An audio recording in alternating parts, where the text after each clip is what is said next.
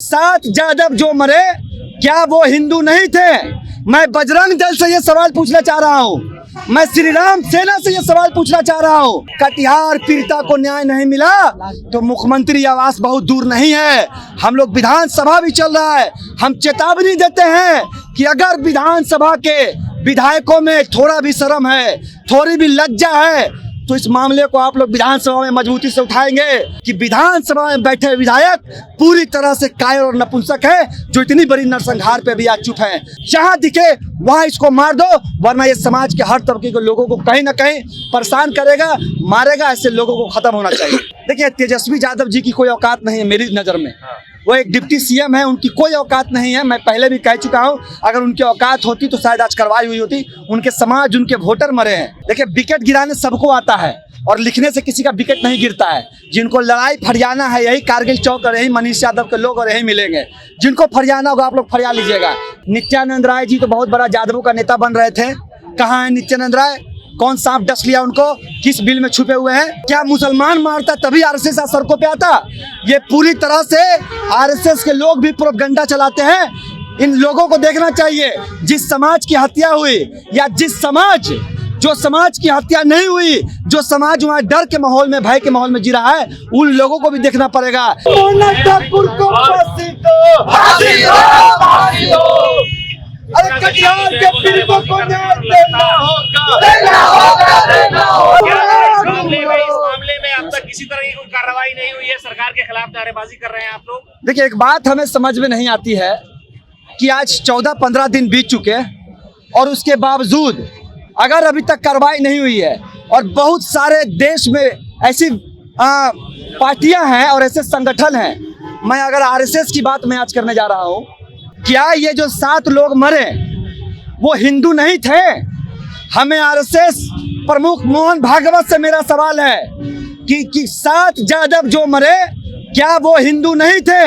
मैं बजरंग दल से ये सवाल पूछना चाह रहा हूं। मैं श्री राम सेना से ये सवाल पूछना चाह रहा हूं, क्या वो हिंदू नहीं थे जिस पे आपने चुप्पी साधी है? पूरी तरह से देश को बरगलाने की राजनीति आरएसएस कर रही है, भाजपा कर रही है।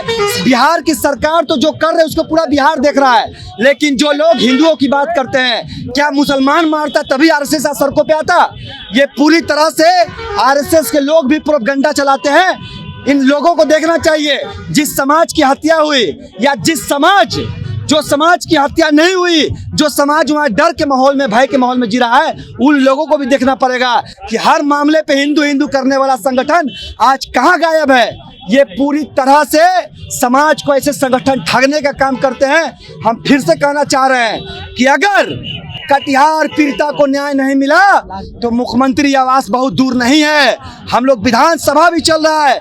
हम चेतावनी देते हैं कि अगर विधानसभा के विधायकों में थोड़ा भी शर्म है, थोड़ी भी लज्जा है, तो इस मामले को आप लोग विधानसभा में मजबूती से उठाएंगे। वरना मैं समझूंगा कि विधानसभा में बैठे विधायक पूरी तरह से कायर और नपुंसक है, जो इतनी बड़ी नरसंहार पे भी आज चुप है। मैं स्पष्ट कह देना चाहता हूं, मैंने 72 घंटे का परसों भी अल्टीमेटम दिया था। अब हम लोग जल्द पटना और विधानसभा का घेराव करने जा रहे हैं।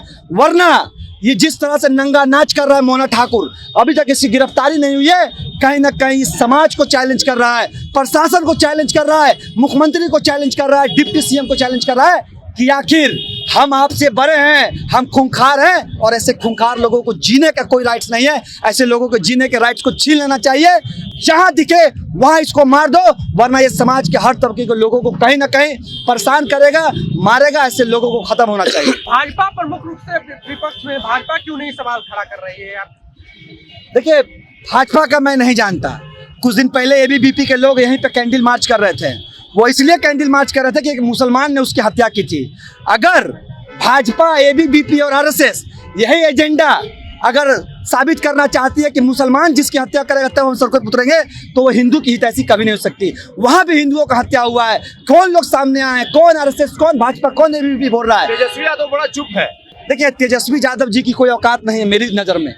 वो एक डिप्टी सीएम है, उनकी कोई औकात नहीं है। मैं पहले भी कह चुका हूं, अगर उनकी औकात होती तो शायद आज कार्रवाई हुई होती। उनके समाज, उनके वोटर मरे हैं। तो कहीं ना कहीं ऐसे लोग समाज के लिए और राजनीति के लिए भी खतरा है। जो लोग समय पे आवाज न उठाएं, हम छात्र युवा लड़ना जानते हैं और इस मजबूती से इस लड़ाई को लड़ेंगे जब तक कटिहार नरसंहार के पीड़ितों को न्याय नहीं मिल जाता। लोग हैं वो सोशल मीडिया पे लिखते रहे कि अभी विकेट गिरा है, 20 विकेट और गिरा देंगे। देखिए, विकेट गिराने सबको आता है और लिखने से किसी का विकेट नहीं गिरता है। जिनको लड़ाई फरियाना है यही कारगिल चौक और यही मनीष यादव के लोग और यही मिलेंगे। जिनको फरियाना होगा आप लोग फरिया लीजिएगा। ये फालतू की जो बचकाना बातें आप लोग करते रहते हैं फेसबुक पे, और आप लोग मीडिया के भी लोगों से हम कहना चाहेंगे, इन कुत्तों बिल्लियों को आप लोग नोटिस मत लीजिए। ये लोग कुत्ता बिल्ली है, सिर्फ भौंकना जानते हैं। ये लोग पूरी तरह से बिहार का जो एक एजेंडा है, हम लोग बिहार को विकसित रूप में आगे ले जाना चाह रहे हैं। ये लोग नरसंहार और अपराध की भूमिका में इसको आगे ले जाना चाह रहा है। हम लोग इससे हटके न्याय की बात करते हैं और हिंसा की बात न करके हिंसा की बात करते हैं, और हम लोग उसी के तहत अपना कार्यक्रम और आंदोलन करेंगे। कुर्नी में जब चुनाव हुआ, जीत गई भाजपा, तो नित्यानंद राय, रामसूरत राय कह रहे थे यादव हम लोग के साथ आ गए हैं भाजपा के साथ, और अभी नित्यानंद राय और रामसूरत राय, देखिए नित्यानंद राय जी कहाँ छुप के बैठे हैं भाई। नित्यानंद राय जी तो बहुत बड़ा यादवों का नेता बन रहे थे। कहाँ है नित्यानंद राय? कौन सांप डस लिया उनको? किस बिल में छुपे हुए हैं? पूरी तरह से भाजपा का जो एजेंडा है पूरी तरह से प्रायोजित होता है कि किस एजेंडा पे बोलना नहीं बोलना है। भाजपा समाज के किसी लोगों के लिए हित ऐसी नहीं है। जहां उनको राजनीति साधना हो वहीं वो लोग बोलेंगे, अन्यथा वो लोग नहीं बोलेंगे। मनीष यादव क्या करेंगे? मनीष यादव भी यादव है। बिल्कुल, मैं एक समाज का नागरिक हूं यादव होने से पहले, और एक समाज का अगर नागरिक सही मायने में न्याय दिलाने के लिए सड़क पे उतरे तो उसके साथ पूरा बिहार का छात्र, नौजवान, युवा, बुजुर्ग, महिलाएं उतरेगी। और इसी योजना के साथ हम लोग सड़कों पर उतरे हुए, और आगे हम लोगों का आंदोलन जब तक नरसंहार के आरोपियों को फांसी की सजा नहीं मिलती और पीड़ितों को न्याय नहीं मिलता तब तक हम इसी तरह से अपना आंदोलन करते रहेंगे। दीपांकर जी, दलित जो समाज के जो लोग हैं वो भी इस मामले को समर्थन दे रहे हैं कि आप लोग लड़िए। जी देखिए, दलित हमेशा से वो भी पिछड़े में आती है और यादव लोग भी पिछड़े में आते हैं। तो आए दिन भी पहले भी वही होता था, कभी दलितों की हत्या कर दी जाती है तो कभी यादवों की हत्या कर जाती है। और जो सरकार जो वहाँ बैठी हुई है कुर्सी पे, वो तो अपनी कुर्सियाँ सेकने में लगी हुई है। भाई आप ऐसे कभी किसी दलित को, कभी महिलाओं को कभी मार के यहाँ पे अपना कुर्सी सेकने का काम करे तो ये गलत है ना। ये सरकार तो सिर्फ सोई हुई है सरकार। हम लोग आज पूरे तरह से मजबूती से पूरा दलित समाज, जो भी न्याय प्रिय लोग हैं वो भी यादव लोगों के साथ, जिनकी हत्या हुई है कटिहार में, जिनका नरसंहार हुआ, उनके साथ पूरे मजबूती के साथ खड़े हैं और हम लोग न्याय दिलाने का काम कर रहे हैं। आज हम लोग यहाँ पे गांधी मैदान कैंडल मार्च निकाल रहे हैं। जी अच्छा, आपके नेता पे एक